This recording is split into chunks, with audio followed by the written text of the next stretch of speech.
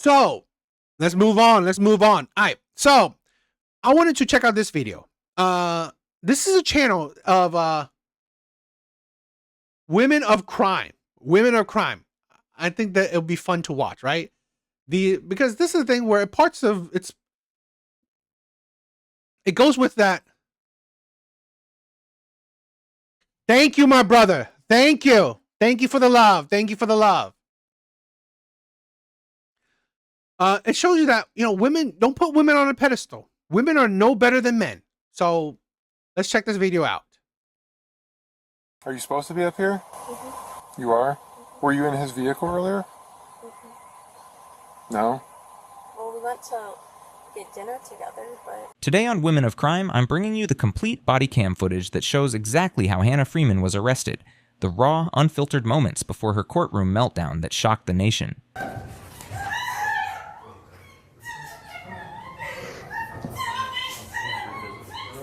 This body cam footage will give you a clear overview of how dangerous obsession leads to shocking courtroom consequences.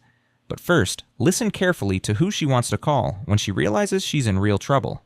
As handcuffs click into place, Hannah's first instinct isn't remorse or accountability, it's reaching for the one person she believes can make this all disappear. Can I please call my dad? No. He's the chief at Redpill, and Yes, we know who he is. I don't want to make this a big deal. She wants to call her dad, but who actually is Hannah Freeman's dad?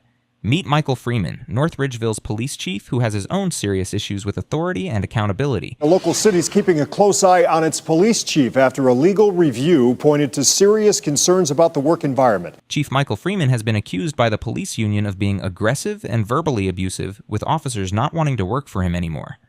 A workplace climate survey revealed that 79% of officers had no confidence in the chief as a competent leader, and 64% were not comfortable approaching him. The allegations include Freeman using verbally abusive language, cussing at them, becoming visibly upset, and shaking, becoming aggressive. Allegations that verbal abuse by the North Ridgeville police chief were reasons officers were leaving. In one incident, an officer made a complaint to the mayor's office. The chief came up to him and grabbed his shirt collar because he didn't have his proper brass on his shirt collar.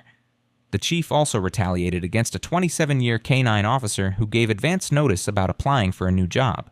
The chief unilaterally decided that he was going to pull that K-9 off the street. Mayor Kevin Corcoran says his police chief, Michael Freeman, will now be under close scrutiny at the North Ridgeville Police Department. This is the household Hannah grew up in, where authority figures believe they can intimidate, retaliate, and face no consequences for their behavior. In 2022, when neighbors complained about noise, Hannah was arrested for disorderly conduct. Her response to officers? My dad is Michael Freeman. I will give you my ID. What's the issue? She told multiple neighbors the same thing, that she wouldn't get in trouble because her father was the police chief. That 2022 incident should have been a wake-up call. I think daddy girls are kind of dangerous, right? Daddy girls with powerful dads, they are fucking dangerous. Instead, it became validation that her connections would always protect her, just like they seemed to protect her father from accountability for his own abusive behavior. Now watch how that same entitled mindset, learned from years of watching her father operate above the rules, plays out when she's caught stalking her ex-boyfriend, and the officer's response is swift and final. Stalking her boyfriend, her ex-boyfriend. Again, breaking the stereotypes, breaking the pedestal, right?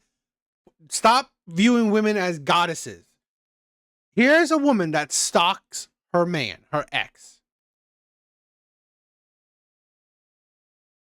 You know what? I am looking for it. I mean, my day isn't that special, but from time to time, right? I do vlogs. I do talk about my you know, my life, my, you know, things. So I mean, I have a few vlogs on my channel, so I do have some.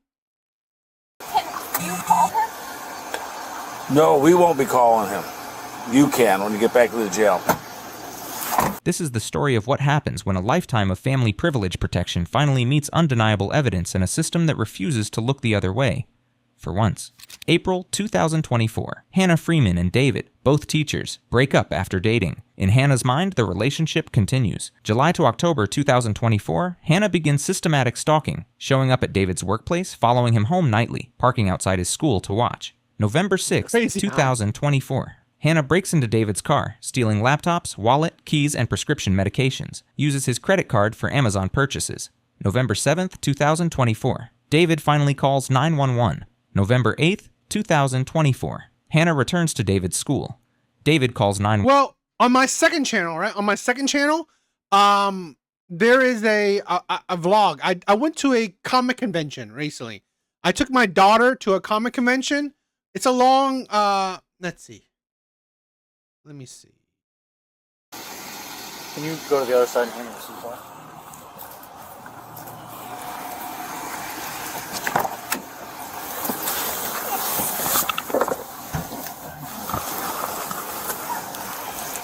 Can you call him? No, we won't be calling him. You can when you get back to the jail. Come talk to me. So what's going on? Did you invite her here? No. Are you sure? No. Yeah, she, Are you sure you didn't invite her here? yes, I never invited Okay. her to anything. Because she said that you invited her here. Yeah, I know, she probably would have. She actually, yesterday followed me to my apartment, stole stuff out of my car, Yeah. medications that I need. And she was crying to her daddy. I swear to God, if you're dating, I mean, bro, you dodged a bullet. You dodged a bullet.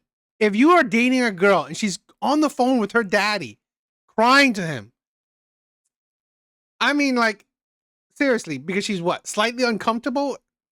Boy, you've dated, you dodged the bullet. My car keys, which I was finally able to get back from her, a laptop, and my wallet. Purdy. And she has run up a bunch of charges on one of my credit cards now. What she did? Yeah, and then she, because I did date her back in April, we probably ended it. She kind of knew passwords to like my accounts and stuff. Where did She's been messing with my accounts. Where did she rack up the charges at? It was all from Amazon. Oh. Okay. Well, you never. What time did you go to bed last night? Because they came for you to sign the complaints, and you Yeah. never answered the door. Yeah, so I was probably asleep. I mean, I get up at 4 usually. Oh, okay. And he did say an hour, and I tried to wait like an hour and a half, and I must Yeah, have- he said he was a little late. They got a little busy. Yeah, so I was gonna come up, and I would taught all day. Right. So I was gonna come up right after this because I hear I need to sign something. Yeah, they need to be signed because she's in custody. Yeah, it's. I mean, it's been going on for a while, and I've tried to not make it a big deal because even today the school resource officer took me out of class and stuff, and so I didn't want any of that stuff to happen. But it's just she won't stop. So Okay. nothing else I can do at this point. I've said this, right? I've dated a woman that was really mentally ill. Like, I think daddy's girls, daddy princesses are a little bit mentally ill, right? A little bit, some mental problems. So I definitely recommend watching out for that, right? Never think you're saving a woman, right? Because her traumas, her problems will be your problems. Will create trauma for you. All right. So was she in your car again today? Yeah, was she not right now? No. Okay, yeah, she. Don't you lock your doors? I'm telling you, I open it for a second, and she sprints in there and hops in. And You know she's here, or you don't even know she's here when this all happens? what is the a lot of times? So a lot of times, I'll be just driving down the street, and randomly, like, I don't know where she is, she'll just pull out, and now she's behind me all of a sudden. So I saw her following me in. That's insane. But I had to run back out there, grab a bunch of stuff out of my car, my clipboard to write on, change of clothes, and I'm trying to, because I know what she's going to do, I'm trying to get to my keys to lock it quick enough, and she jumps in. Driver's side or passenger side? Driver's side.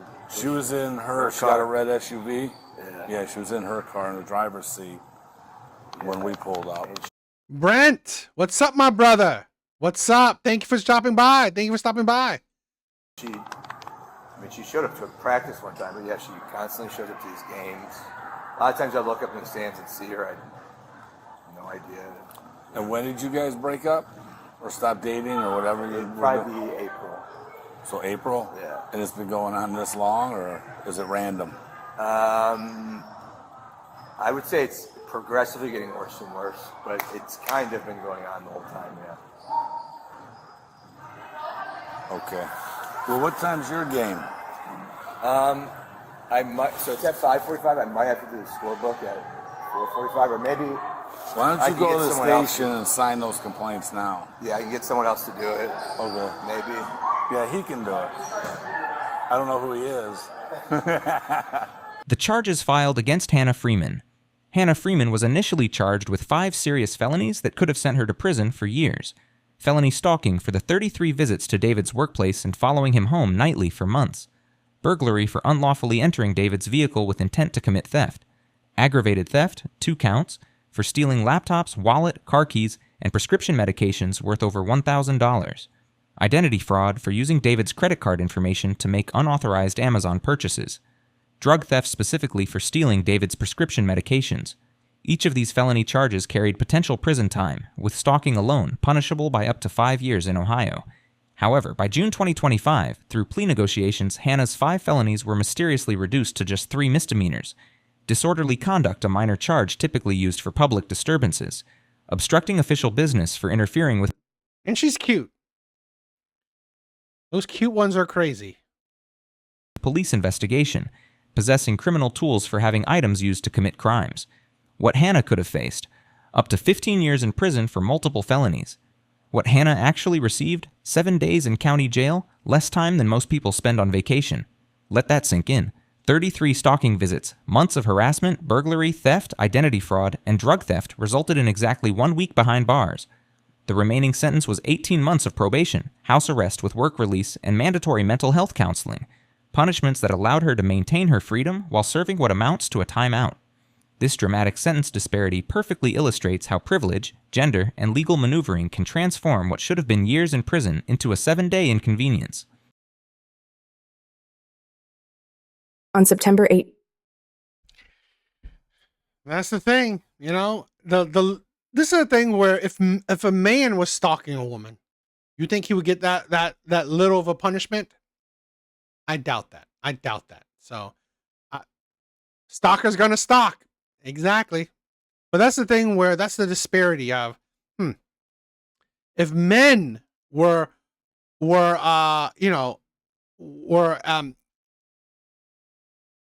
in court for stalking, it wouldn't be that light of a punishment, in my opinion.